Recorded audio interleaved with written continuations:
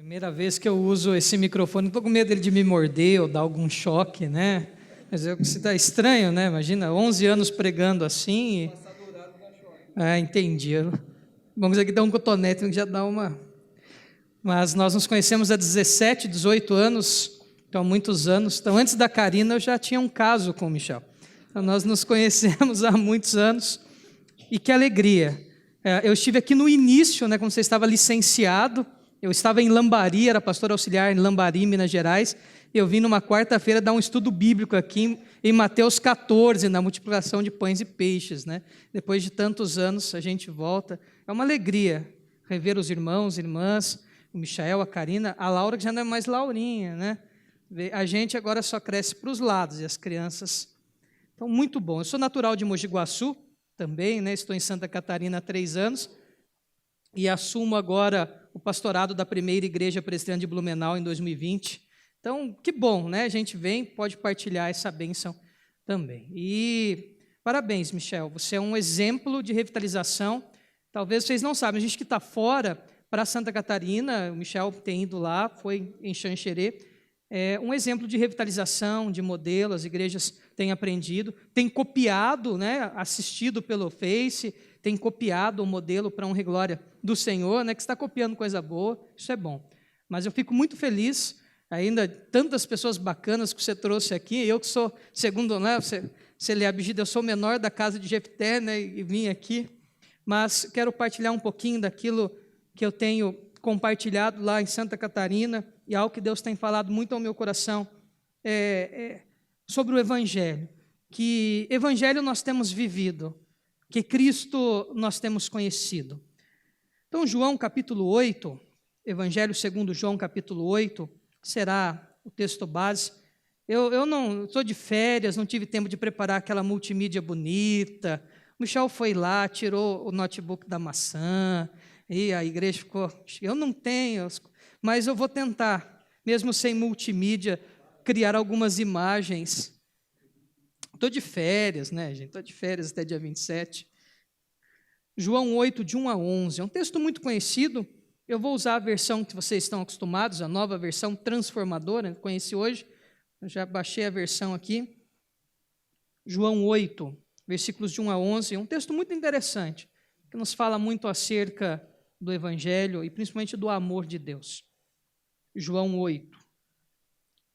Eu estou pregando celular, não é que chique, assim, pregando. Santa Ceia sem terno, celular, rapaz do céu. A primeira Santa Ceia minha, 11 anos sem terno. João 8, de 1 a 11. Jesus voltou ao Monte das Oliveiras, mas na manhã seguinte, bem cedo, estava outra vez no templo. Logo se reuniu uma multidão e ele se sentou e a ensinou. Então os mestres da lei e os fariseus lhe trouxeram uma mulher pega em adultério e a colocaram diante da multidão. Mestre, esta mulher foi pega no ato de adultério. Disseram eles a Jesus: a lei de Moisés ordena que ela seja apedrejada. O que o Senhor diz? Procuravam apanhá-lo numa armadilha, ao fazê-lo dizer algo que pudessem usar contra ele. Jesus, porém, apenas se inclinou e começou a escrever com o dedo na terra. Eles continuaram a exigir uma resposta, de modo que ele se levantou e disse: aquele de vocês que nunca pecou, atire a primeira pedra. Então inclinou-se novamente e voltou a escrever na terra. Quando ouviram isso, foram saindo um de cada vez, começando pelos mais velhos, até que só restaram Jesus e a mulher no meio da multidão. Então Jesus se levantou de novo e disse à mulher: onde estão seus acusadores? Nenhum deles a condenou? Não, Senhor, respondeu ela. E Jesus disse: eu também não a condeno, vá e não peque mais. Que o Senhor nos abençoe e edifique a nossa vida com a porção da palavra lida. Irmãos e irmãs, quando eu vejo esse texto, eu penso na minha própria vida e na minha própria história. Compartilhei um pouquinho lá no Cosmos, agora há pouco. Pouco antes de conhecer o Michael, fui um adolescente muito rebelde, perdi o meu pai com 12 anos, e isso me levou por um caminho muito complicado. Eu lembro num episódio, dos meus 14, 15 anos, em que era uma noite de carnaval, eu voltava do centro de Jaguariúna, aqui na metade do caminho, até Mogi Guaçu, voltava para a casa da minha avó, onde eu morava com a minha mãe, a minha irmã, um tio e um primo, né? Era a grande família ali. E alguns amigos da escola falaram, não, vai ter uma outra festa, e vamos para aquela festa, e eu fui para a festa. Eu era meio ingênuo, mas inconsequente. Uma mistura terrível, né? Ingenuidade, mas inconsequência. E eu fui apresentado à cocaína naquela noite. E no ato é muito interessante, mas depois terminou eu ali da madrugada vomitando e sem rumo, e alguém disse, olha, agora esse aí é o fundo, né? Não tem para onde descer mais. E naquele momento eu senti um vazio e uma desvalorização incrível. Desvalorização.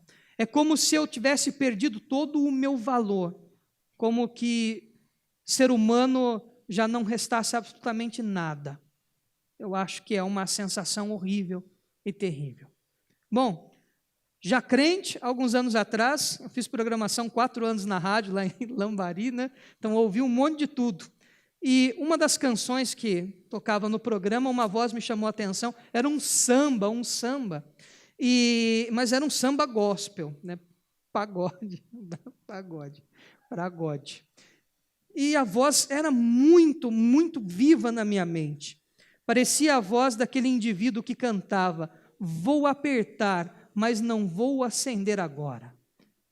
E eu fui pesquisar, e de fato era o Bezerra da Silva, da Boemia, do Tem Coca aí na geladeira, né? Para quem teve uma adolescência perdida, Zé Ramalho, né? E Bezerra da Silva, você consegue até entender as músicas que o Zé Ramalho canta, que ninguém entende, né? Sob o efeito de alguma coisa, você entende. E o Bezerra da Silva, de fato, converteu-se. O Bezerra da Silva foi salvo. O Bezerra da Silva compôs depois um CD, enfim, falando do encontro que ele teve com Cristo. E eu pensei também na minha vida pregressa aquilo, como que para Deus não importa o estado que as pessoas estejam, elas não perdem o valor. Não importa o estado que as pessoas estão, elas não perdem o valor para Deus. Esse é um texto muito interessante, João capítulo 8. Vamos ver alguns elementos aqui que nos ajudam a pensar que as pessoas de fato não perdem o valor, seja qual o estado que estejam. Jesus está no templo ou no pátio do templo, enfim, ele está em Jerusalém e está ensinando. E era comum que as pessoas se amontoassem à sua volta, porque a palavra dele, segundo a Bíblia, era diferente da dos fariseus. Ele ensinava como quem tinha autoridade. Ou seja, ele explicava a coisa como era, e as pessoas vinham porque tinham sede. Isso não agradava os fariseus, tampouco os mestres da lei. Os fariseus eram o grupo mais abundante religioso na época de Jesus. Era o que mais tinha, era judeu e o grupo religioso que tinha o maior número de seguidores. Fariseu quer dizer puro. Aí você imagina a religião desse cidadão. Eu sou puro. Se você não é, logo você é impuro. Fariseu. E tinha fariseu até. Eles eram marcados pelo legalismo. Eles acreditavam que seriam aceitos por Deus à medida que eles cumpriam regras, à medida que eles cumpriam as normas estabelecidas. Então é o seguinte, a norma agora é que as cadeiras serão vermelhas e as azuis não são de Deus. Se eles chegassem a essa conclusão, todas as cadeiras teriam que ser vermelhas. Se você sentasse numa azul, você estava perdido. Então eram regrinhas simples, como quem não lavava as mãos antes das refeições, não podia ser discípulo de Deus. Se no sábado você lavasse o cabelo, ou se você levantasse o colchão da sua cama, você poderia até ser morto, né? A situação era grave. Então esses eram os fariseus, legalistas. Seguimos a lei direitinho, Deus nos aceita. Descumprimos a lei, Deus nos castiga. Essa era a dinâmica da religião dos fariseus. E os mestres da lei, é outro grupo que aparece aqui, que eram os doutores, os indivíduos que decoravam o Antigo Testamento. Pensa bem, decorar todo o Antigo Testamento. Esse era o primeiro passo para ser um mestre da lei. Esses dois grupos não gostavam de Jesus. E eles eram os religiosos. E não eram os religiosos que tinham que levar as pessoas a Deus e ensiná-las acerca de Deus, mas são as mesmas que se opõem ao Filho de Deus. É interessante. Jesus é condenado por blasfêmia. Lembram-se do julgamento dele lá na casa de Anás e Caifás, os sumos sacerdotes, Jesus foi condenado porque era filho de Deus. Essa foi a sentença dada pelo Sinédrio, pelo tribunal do passado. Jesus foi condenado por ser filho de Deus. E esse desagrado levou este grupo a fazer uma pegadinha, uma cilada para Jesus. Eles pegam uma mulher em adultério. Não sei se essa mulher era casada e estava saindo com um homem casado ou com um homem solteiro, ou se ela era solteira e estava saindo com um homem casado, não interessa. O termo adultério aqui é porneia, que quer dizer qualquer imoralidade sexual relacionada a adultério, fornicação, enfim. Qualquer coisa que eles achavam que não era interessante sexualmente falando, caberia dentro desse termo aqui de adultério. Mas preferiram adultério, que era um crime passível de morte. A mulher deveria ser apedrejada. Imagine a situação dessa mulher. Eu não sei a história dela, a Bíblia não fala a história, mas para ser uma mulher que estava a este horário cometendo adultério, era uma mulher que já não sentia valor nenhum em si. Era uma mulher sem valor. Hoje a gente usa alguns rótulos interessantes para esse tipo de mulher. Mulher da vida. Mulher da vida. Quem sabe essa não era uma mulher da vida, sem vida nenhuma. E ela é arrastada até Jesus. Porque Jesus iria ficar numa situação difícil. Eles pensavam assim, os fariseus e os mestres da lei. Por quê? Ela foi pega em flagrante adultério. A Bíblia no Antigo Testamento é muito clara. O adultério era um crime que deveria ser punido com a morte. A sentença era a morte por apedrejamento. As mulheres e o homem adúltero eram colocados para fora da cidade e lá apedrejados. Então, essa era a ideia. Levar Jesus a uma situação embaraçosa. Por quê? Nesta época, a Palestina e toda aquela região, aliás, o mundo todo conhecido, era dominado pelo Império Romano. E quando o Império Romano chegava, fazia guerra, vencia, estabelecia um governo junto com o governo daquela cidade ou daquela região, mas eles que mandavam. E a lei de Roma era muito clara, só Roma pode dar pena de morte, só Roma pode condenar as pessoas à morte, vocês não. Logo, se Jesus dissesse aos mestres da lei e aos fariseus, não apedreje esta mulher, eles diziam, mas olha o que diz a Bíblia aqui, olha o que diz a Escritura, então você não é mestre coisa nenhuma. Se ele dissesse, mata, apedreja, cumpre a lei, iriam entregá-lo aos romanos. Olha, ele descumpriu uma coisa que é clara, estabeleceu pena de morte. Veja, esta é a cilada que eles tentam armar para Jesus, aqui descrito nos versículos 5 e 6. Muito obrigado. Limão nada, né? Limão nada. Mas veja a situação terrível que Jesus estava. E ele parece estar desinteressado num primeiro momento. E ele está escrevendo no chão e continua a escrever no chão. Não sei o que ele escrevia no chão. Há muita especulação. Os pais da igreja, um pessoal lá do século II e III, que se enfiava dentro de uma caverna e passava a vida inteira ali, diziam que ele estava escrevendo os textos de Jeremias. Talvez ele estivesse escrevendo, o Palmeiras não tem mundial. Mas é uma questão que a gente não sabe, né? Não dá para especular. Mas parece-me que no primeiro momento Jesus quer ignorar aquela circunstância, mas não quer. Ele quer provocar algo mais naquela multidão. As pessoas que se juntaram ali queriam ver sangue. Era para ser um espetáculo de morte da mulher e quem sabe de Jesus que tanto incomodava os fariseus e os mestres da lei. E eles insistem, quase que obrigando Jesus. Então Jesus ainda inclinado e escrevendo sabe-se lá o que na terra, ou apenas rabiscando, enfim, ele diz, aquele que nunca pecou, atire então a primeira pedra. O texto fala que começando pelos mais velhos, porque segundo a lei, os mais velhos tinham o direito de apedrejar primeiro. Até os mais moços se retiraram dali. Todos que tinham pedras nas mãos, abandonaram as suas pedras diante da palavra de Jesus. Ficou só ele e a mulher. E agora? Jesus então pergunta àquela adúltera, mulher, aonde estão os teus acusadores? Não sobrou ninguém? E ela fala: nenhum, Senhor. Você acredita que Jesus poderia ter atirado uma pedra nela? Sim, Jesus nunca pecou.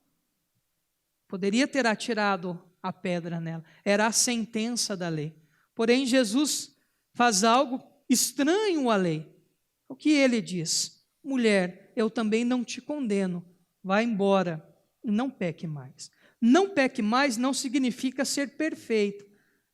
Veja, às vezes nós somos tão fariseus e tão mestres da lei, que a gente pega um texto inteiro desse, aí pegamos a última parte do versículo 11, a parte B, segundo essa nova versão transformadora, o finalzinho, e fica só no não peque mais, ainda quer ameaçar a mulher de novo. Não peque mais, hein? Porque da próxima vai ter pedrada. Não é verdade? Não incomoda esse não peque mais?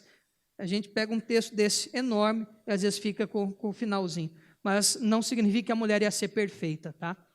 Se essa mulher adulterasse de novo e fosse levada até Jesus de novo, na mesma circunstância, ele ia mandar embora para casa de novo. Por um detalhe muito simples, ele foi apedrejado no lugar dela na cruz. Ele pagou o preço pelo pecado dela na cruz. Por isso ele pôde dispensá-la. A graça de Cristo, e graça é favor imerecido, receber um presente que você não merece. Simples assim. Você não merece ser salvo. Eu nunca mereci ser salvo. E nunca vou merecer ser salvo. Essa mulher também não. Jesus a despede, porque o peso do adultério, ou dos adultérios dela, seriam satisfeitos por ele na cruz, porque também derramou sangue por esta mulher. Não é uma despedida barata. Ele se colocou no lugar dela, literalmente na cruz. Sofreu pelo peso do pecado dela. Irmãos e irmãs, existe um livro que juntou as 7 crônicas de Nárnia, do C.S. Lewis, né? São 7 crônicas escritas pelo C.S. Lewis e televisionados pela Disney. Acho que 2 ou 3 filmes eles fizeram, né? Espero que façam outros mais. Só que o que se popularizou mais foi, eu não sei a ordem, né? O leão, o guarda-roupa, a feiticeira, ou o guarda-roupa, a feiticeira e o leão. É alguma coisa assim. Eu tenho uma dificuldade em me lembrar da ordem das coisas. Mas esse é o título. Não é a primeira crônica, né? Se eu não me engano, essa é a 3ª ou 4ª crônica do livro. Mas foi o primeiro a ser televisionado. E ele é muito interessante. A família lá é meio órfã, mora no meio de favor, é um negócio louco. Aí eles entram no guarda-roupa e saem em Nárnia. E o irmão do meio, o Edmundo, que provavelmente torcia para o Corinthians, comete uma série de equívocos. Na crônica ou no filme, ele se agrega à feiticeira, que representa o capeta, e ele é o ser humano, né, o Edmundo, e diante disso ele comete alguns equívocos que o levam à morte, segundo a lei de Nárnia. Aí aparece o leão, que é o Aslan, que representa Jesus. Muito claro na literatura do C.S. Lewis. Férias, assistam às crônicas de Nárnia com os filhos, com a molecada, com o vizinho. É filme muito bom, muito bom mesmo. Ou leiam, né? É coisa retrógrada ler, mas ainda é importante. Mas há um momento desse filme que é maravilhoso, que é culminante.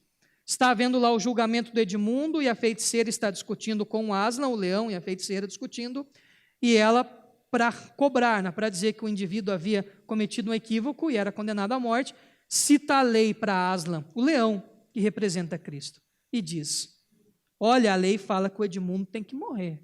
E ele fica bravo, né, dá um rosnado e fala: não me venha citar a lei, eu estava lá quando a lei foi escrita.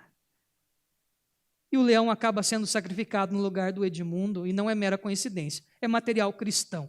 C.S. Lewis era cristão declarado e escreve outras obras. Não é nada assim, o leão é Jesus e ponto. Se alguém disser o contrário, está mentindo. E eu lembro desse texto. Eu assistindo o filme algumas vezes, eu lembro muito desse texto. A mesma situação dessa mulher sendo inquirida, a morte, e o Cristo fazendo algo maravilhoso. E eu penso numa frase para esse texto: quando o amor supera a lei. Quando o amor supera a lei.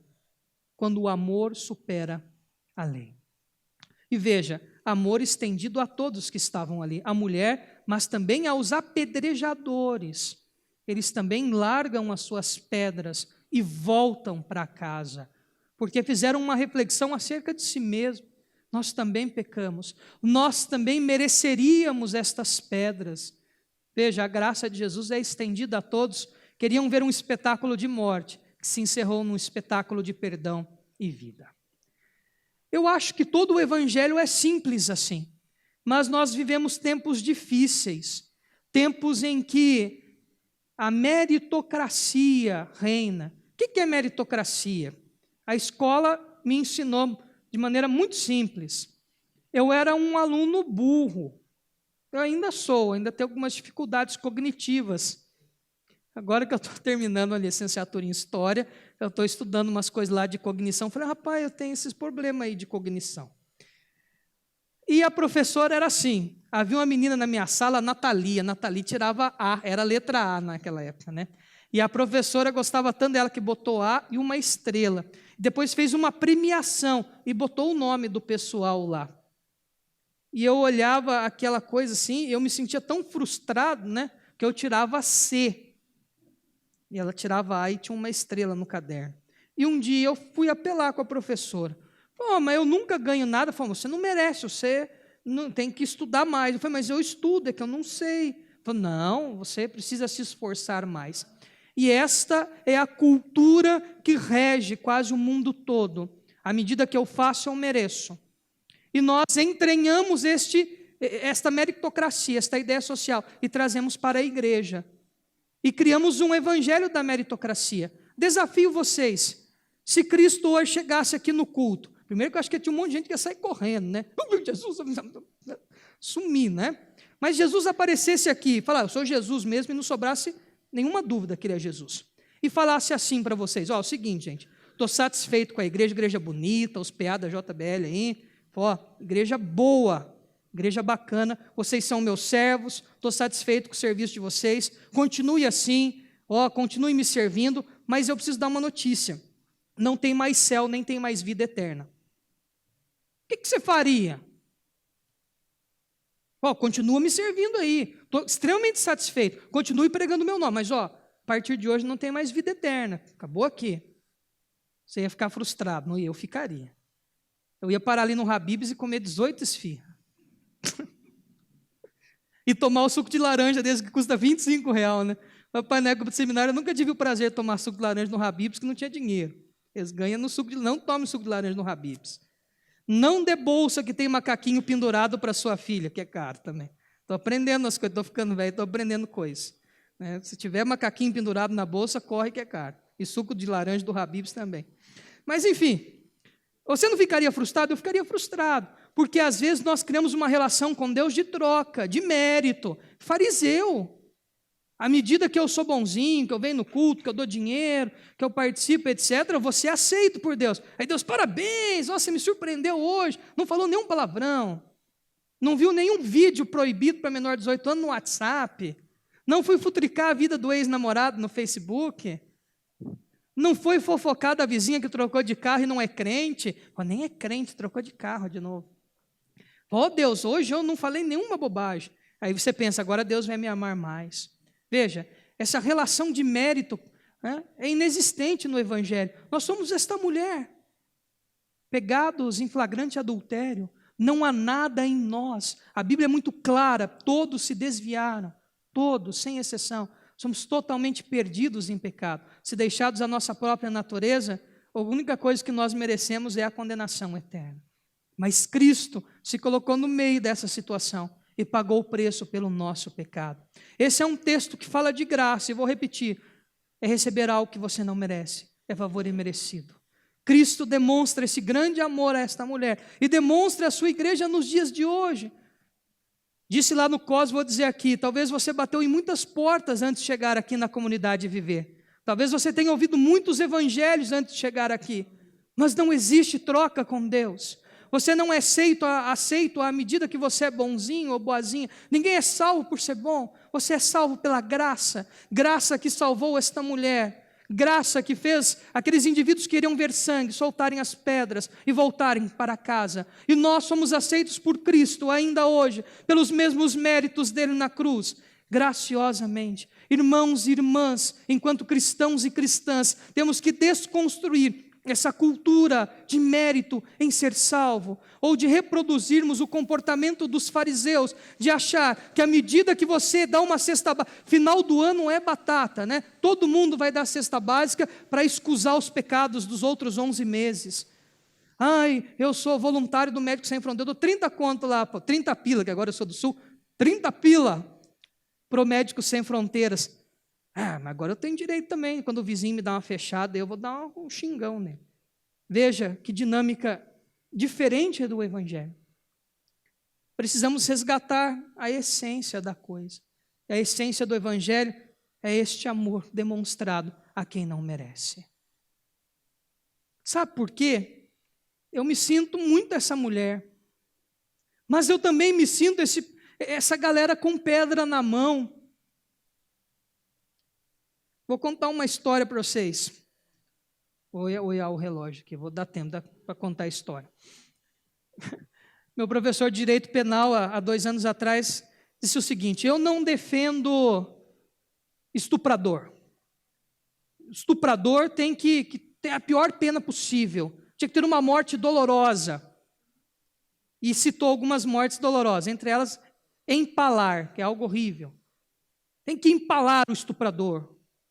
Se eu for obrigado pela OAB, eu faço um termo, uma minuta, e eu abro mão da advocacia, mas não defendo o estuprador. E sabia que era pastor, né? Ficou cutucando. E aí, pastor, o que você diz? Falei, doutor, o senhor diz isso até o dia que o seu filho estuprar alguém. Você diz isso até o dia que o teu pai estuprar alguém. Ou que o teu irmão. E foi um silêncio na sala e acabou o debate de direito penal. A gente gosta de ter uma pedrinha na mão. Geralmente tudo é culpa do pastor. Estou aprendendo isso, né? Geralmente tudo é culpa do pastor. Aí quando é do pastor, eu falo, não, então é do conselho, né?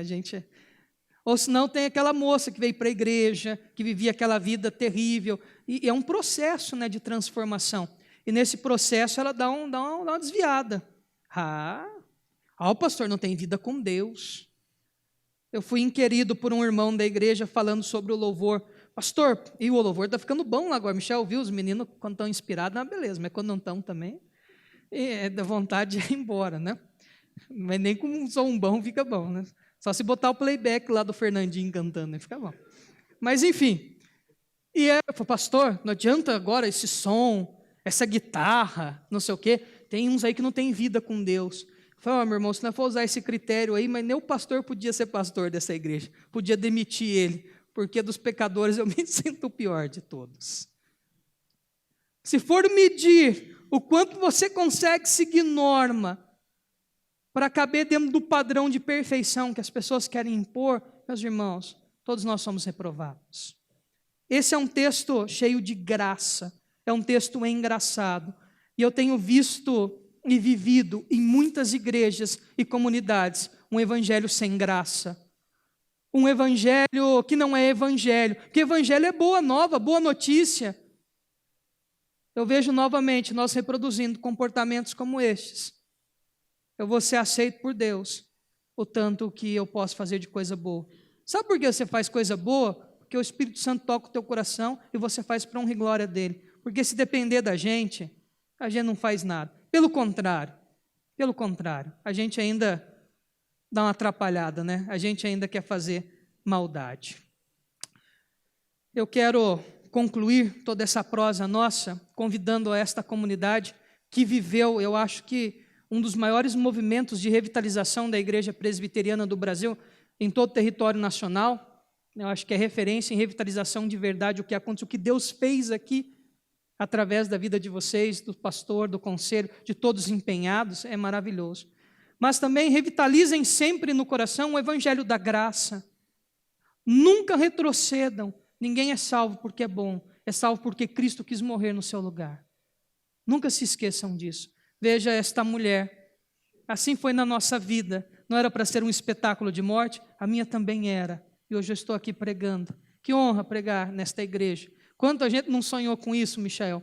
E hoje estamos vendo a realização dos sonhos que nós tivemos ainda adolescentes. Eu encerro com uma frase do Philip Yancey. Hoje é Santa Ceia.